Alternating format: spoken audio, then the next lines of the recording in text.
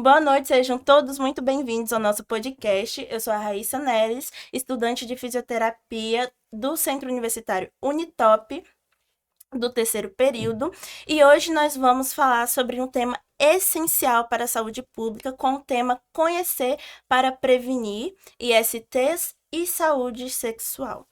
Bom, as infecções sexualmente transmissíveis afetam milhões de pessoas do mundo todo. E a informação, ela é a melhor forma de prevenção, como nós sabemos. Por isso, trouxemos uma especialista para esclarecer as nossas dúvidas e também a do público e desmistificar, né, esses mitos e reforçar a importância dos cuidados com a saúde sexual. E hoje eu não estou aqui sozinha, estou aqui com a Camille e com a Ana Paula. Boa noite, eu me chamo Camille, sou do curso de Fisioterapia do Centro Universitário Unitop, do terceiro período. Boa noite, eu sou a Ana Paula, eu sou do terceiro período de fisioterapia do Centro Universitário Unitop.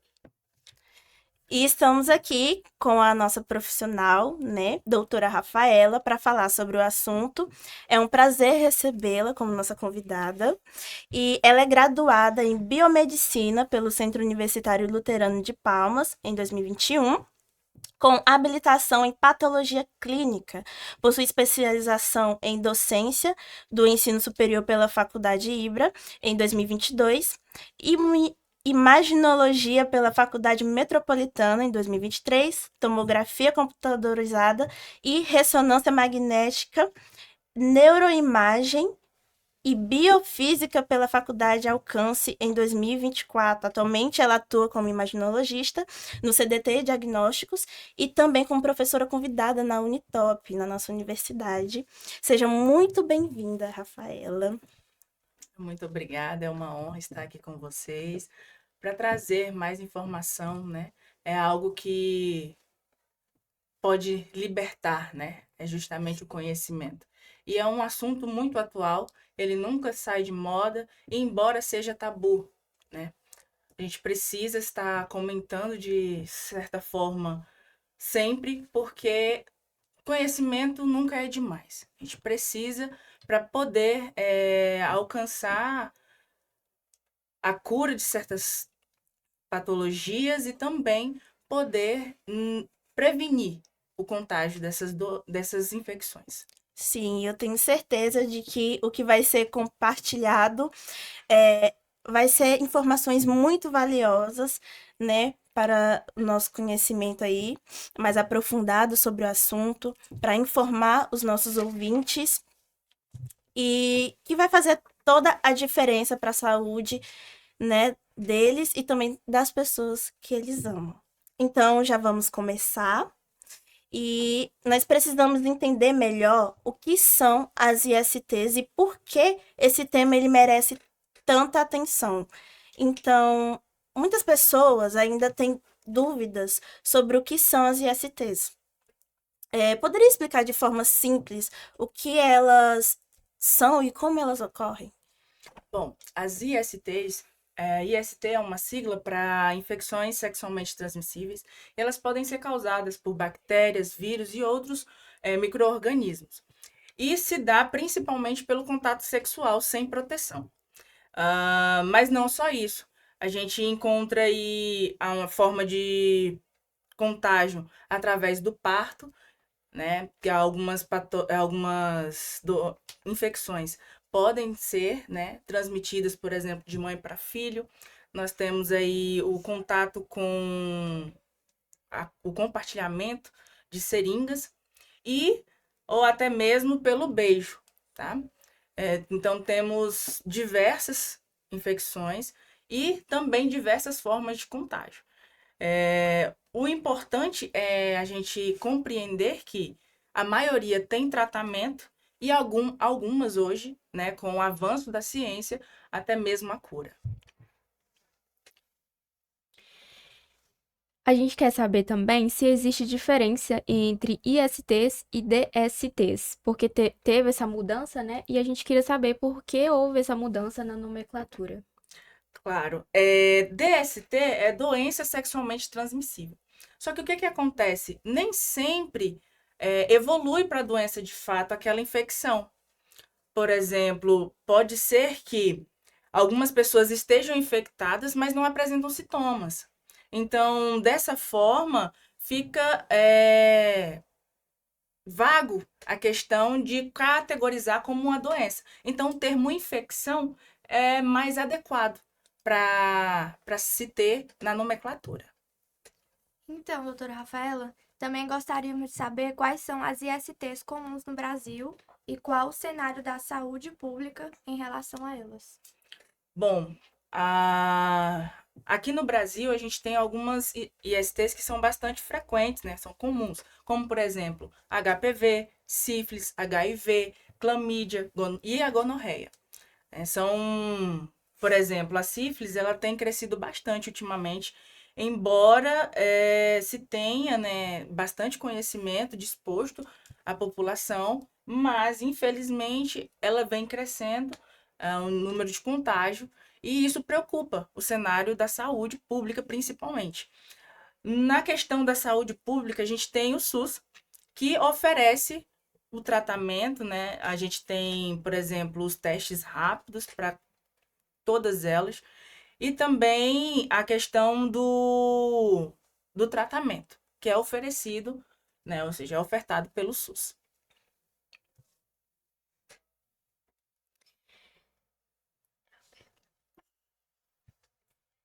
Muitas informações erradas circulam sobre as ISTs, e o que pode aumentar o preconceito e dificultar a prevenção.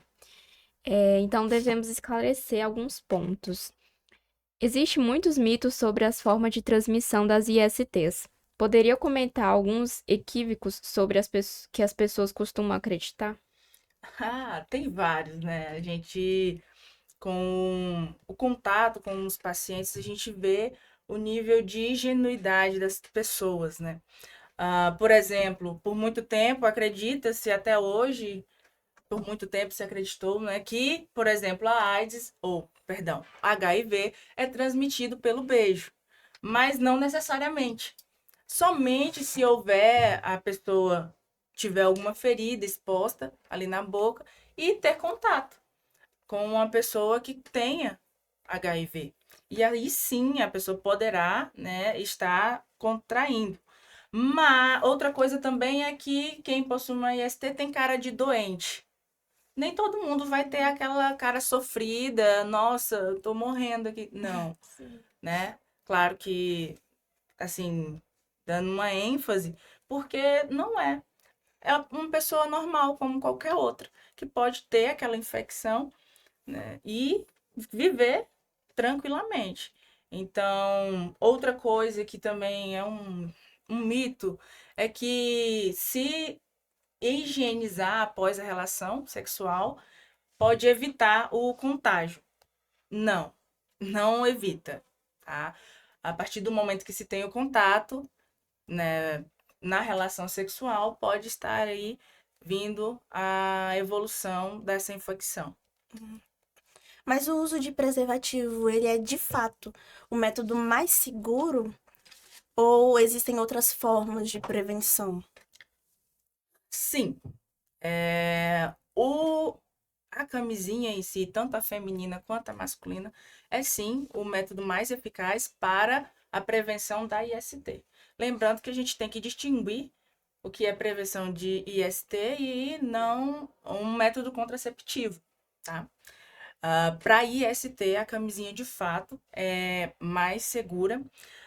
E hoje a gente tem outras formas de evitar algumas infecções, como por exemplo, para AIDS, a gente tem aí a profilaxia pré e pós-exposição, que isso pode estar evitando, né, sendo uma forma de prevenção. Assim, muitas pessoas têm preconceito, né, de fazer exame e o receio do diagnóstico. E qual a importância do diagnóstico precoce? Como qualquer outra patologia, o diagnóstico precoce é essencial. O que é o diagnóstico precoce? no caso de uma ST, é o tratamento mais cedo possível, Uhum. né? Então, se você entende que você, por exemplo, teve contato com uma pessoa que conversou com você e explicou que apresentava, por exemplo, gonorreia. Então, você pode estar procurando um postinho de saúde e verificando a possibilidade dessa infecção por causa do contato. E quanto mais cedo se tem um diagnóstico, mais fácil é para controlar, principalmente as complicações. Então, quanto mais cedo, melhor. Agora que já entendemos mais sobre as ISTs, vamos falar sobre como preveni-las e como a sociedade pode contribuir para esse cuidado. A educação sexual é um tabu em muitas famílias e escolas, né? E como isso impacta a prevenção das ISTs. Bom, a gente tem uma cultura ainda um pouco tradicional de que se falar sobre determinado assunto vai estar influenciando a pessoa a praticar, no caso, né, o sexo. Porém, quanto mais se conversa sobre, principalmente de uma forma aberta e educativa, melhor é. Então, quando se conversa sobre determinada coisa, seja ela a questão da prevenção, ou seja, os métodos que se utiliza, seja como ocorre ou o que acontece se não se prevenir, vai trazer uma segurança de que no futuro não tenha, né, esse medo. Porque o tabu ele gera desinformação. Então, não é porque você teve contato ou que você nunca falou sobre o assunto que vai proteger a pessoa, o indivíduo, certo? Então, o interessante sempre é a ter essa conversa, seja na família, seja na escola. É importante. Não necessariamente vai estar apoiando ou incentivando a prática. Porém, é necessário que haja essa conversa para abrir a mente, né? A gente tem que entender que conhecimento ele é poder. Então, a partir do momento que eu conheço, eu posso escolher e eu sei até onde eu posso ir ou não. E a Sim. prevenção, né, também. Exatamente. A questão da prevenção, a partir do momento que você tem esse conhecimento, fica mais fácil, porque você já sabe. Olha, eu tenho que entender que a partir do momento que eu tenho um contato sexual com a pessoa e ela não houve proteção, eu estou exposta ao risco. Então, se eu estou exposta ao risco, algumas coisas podem acontecer e haverá consequências a respeito. Sim. E os preservativos, eles têm função, né? Fundamental aí na prevenção das ISTs, mas muitas pessoas não sabem usar corretamente. Então, quais são os erros mais comuns que podem acontecer no uso aí do preservativo? Nossa, tem vários. Os mais comuns são relacionados à desinformação, justamente sobre como usar.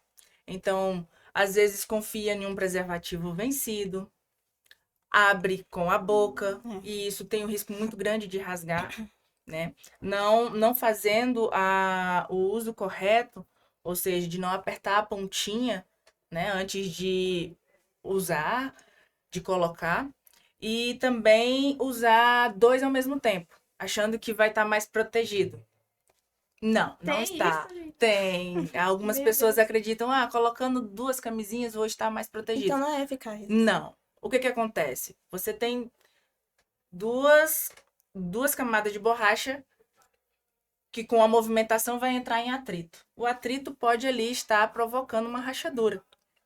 E isso, consequentemente, expõe totalmente ali o indivíduo.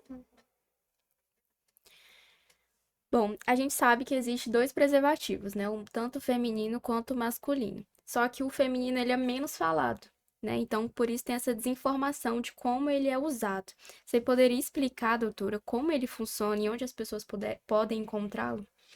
Bom, começando pela sua última pergunta, tanto quanto camisinhas femininas ou masculinas estão disponíveis nas UBSs, né? Nas unidades básicas de saúde, de forma gratuita. todo mundo pode estar tendo acesso.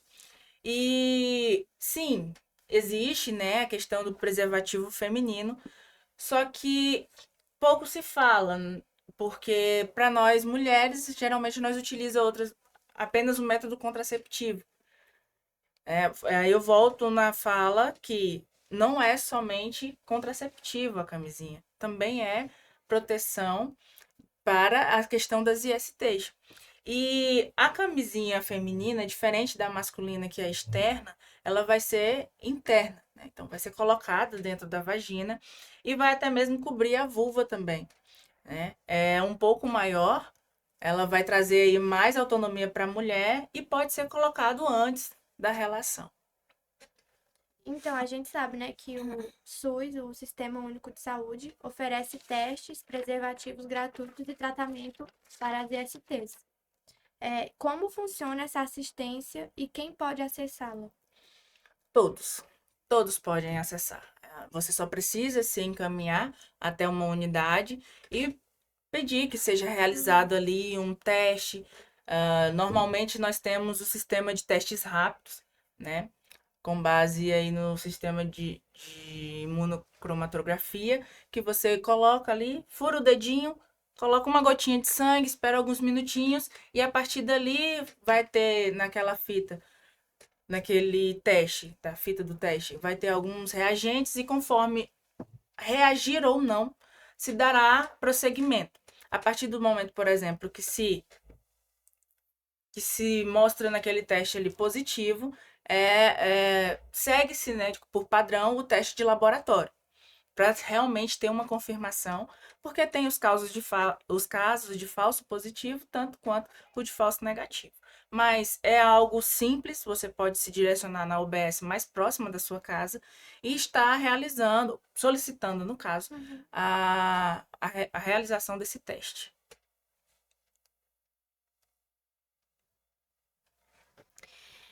Existem empresas e ONGs que realizam campanhas gratuitas sobre prevenção de ISTs e distribuição de insumos, como preservativos e testes rápidos.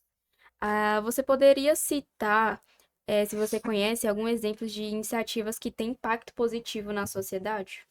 Sim, nós temos ONGs como, por exemplo, o Grupo de Incentivo à Vida, né, que vai trabalhar com principalmente a proteção ao HIV, e o projeto Bem Me Quer, que atende mulheres e crianças com ISTs.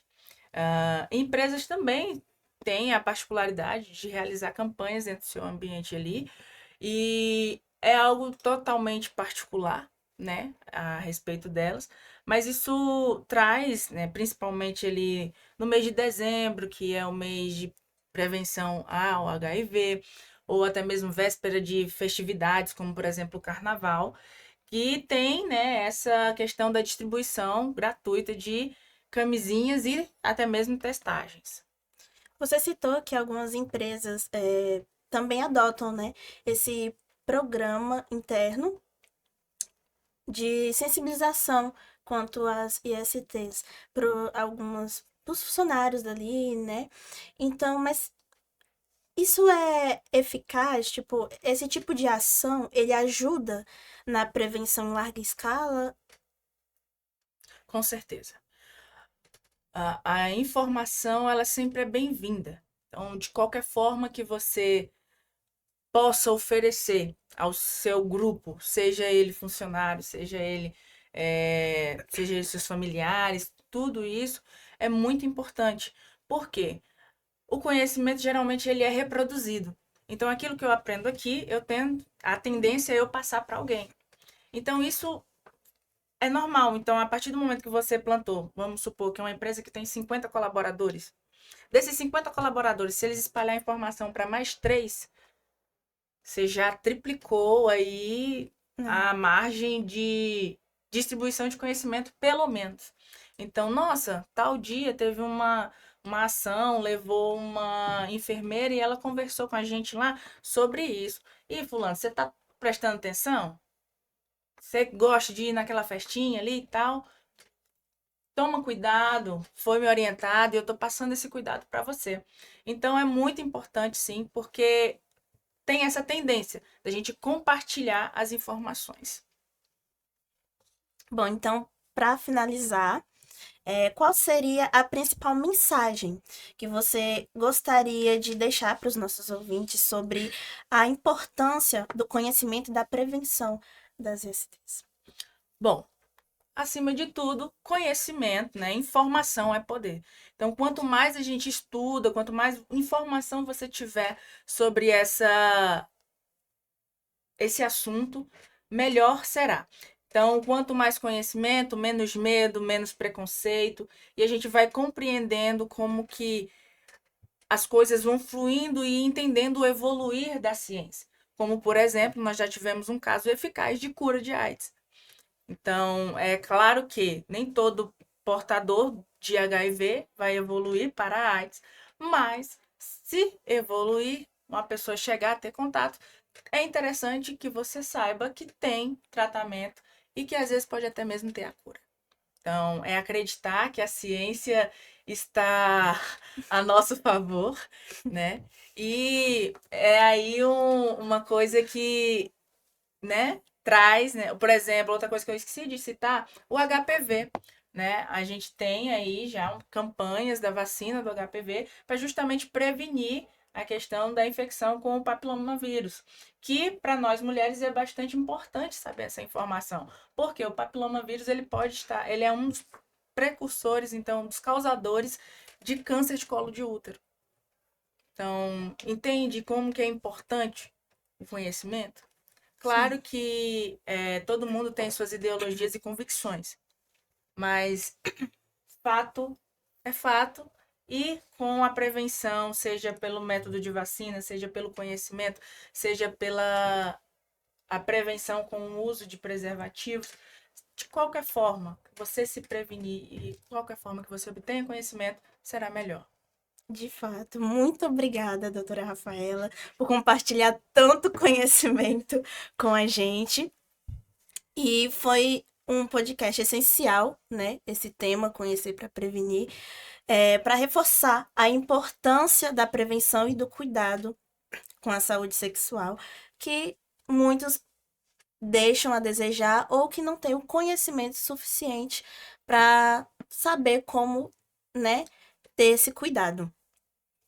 Então, é isso, gente. E você, ouvinte, se gostou desse episódio, compartilhe com seus amigos, nos siga nas redes sociais, que eu não sei qual é.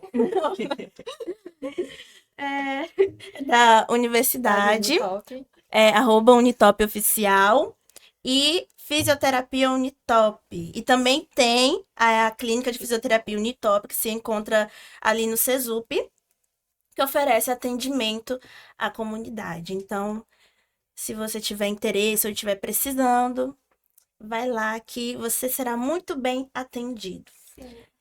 E é isso, gente. Se cuidar e se informar nunca é tão importante, né? Compartilhe esse podcast aí com alguém, se você gostou, e que isso seja para beneficiar, né? Com todas essas informações, com esse conhecimento vasto. E é isso. Até a próxima, gente. Tchau. Tchau, tchau.